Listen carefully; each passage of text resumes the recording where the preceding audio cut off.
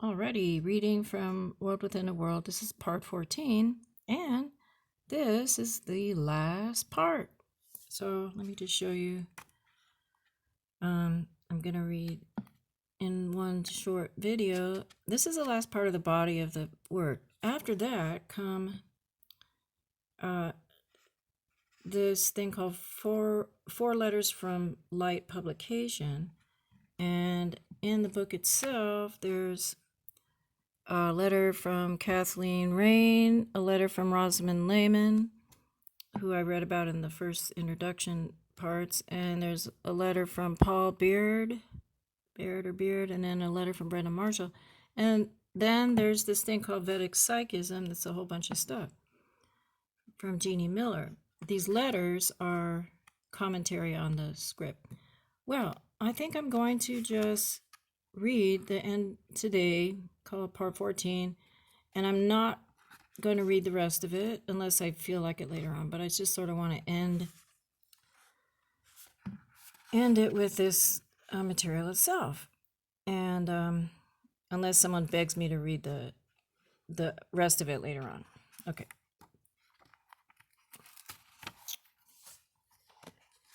So we're on page 97. And excuse me. Excuse me again. So this is January 25th, 1957. Man, oh boy. Sorry.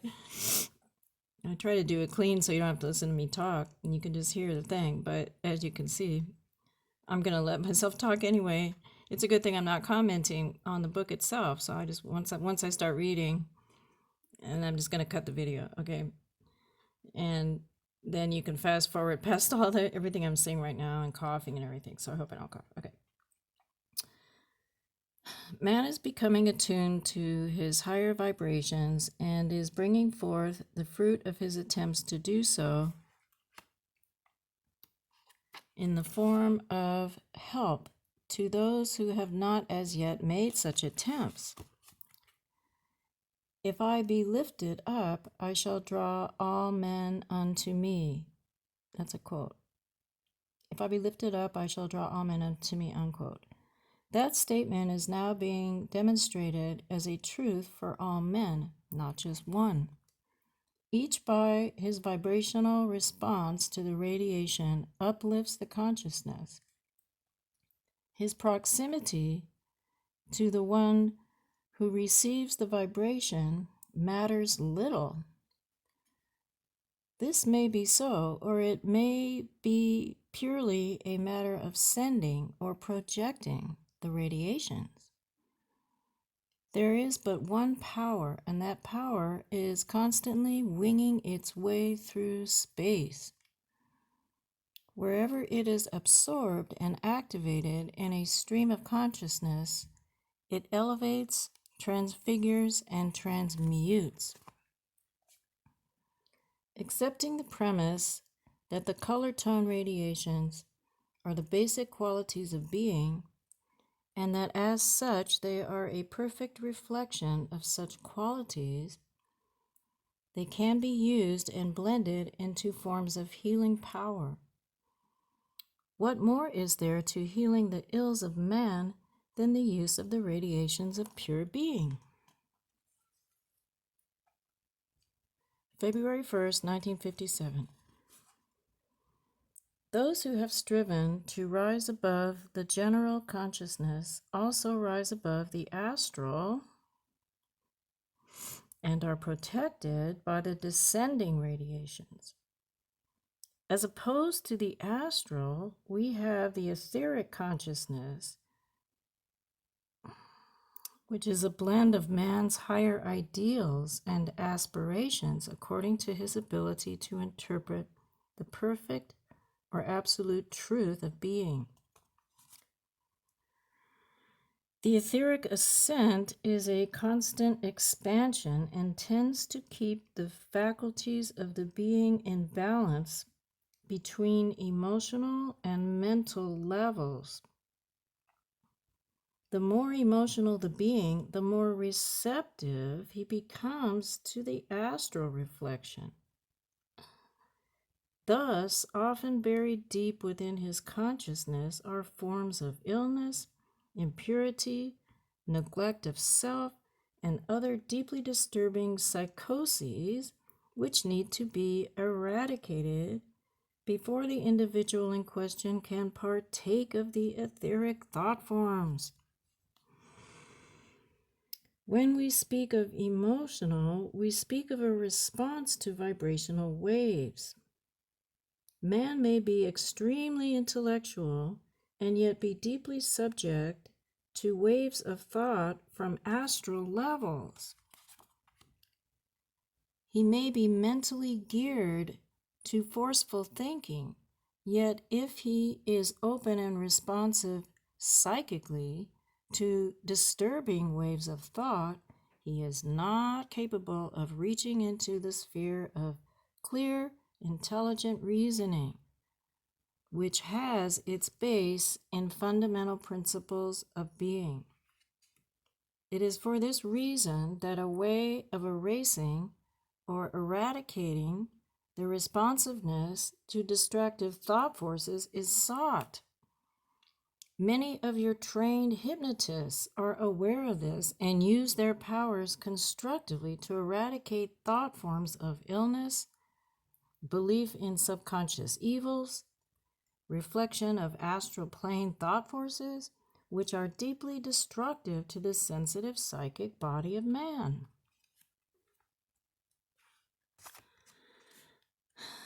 There is much yet to be learned and much to be overcome in the race thought before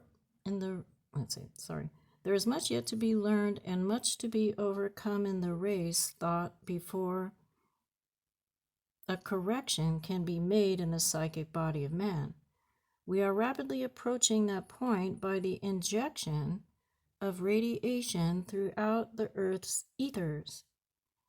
The radiation corrects and cures automatically, but only if it is received by a healthy consciousness, one that is cleared of past karmic influences, purified of erroneous thought habits, and ready to surrender the whole of the self to the higher vibrations.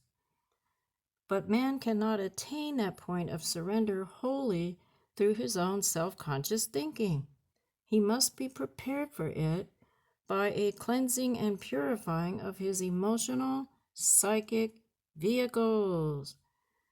He will then be ready to raise his separate consciousness and consciousness of separation, and to blend it with the supernal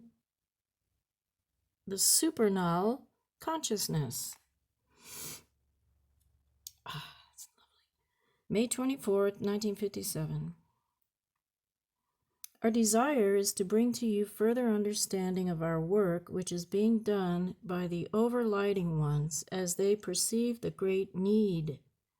Again, the testing point has been reached and the earth itself is threatened with disaster. This is apparent in many ways and cannot be measured in terms of reports of disaster to separate portions of the planet or to individuals or groups of people. These are only a reflection of the long misdirected thought forces of man. We would like, however, to speak upon a subject which has been causing difference of opinion.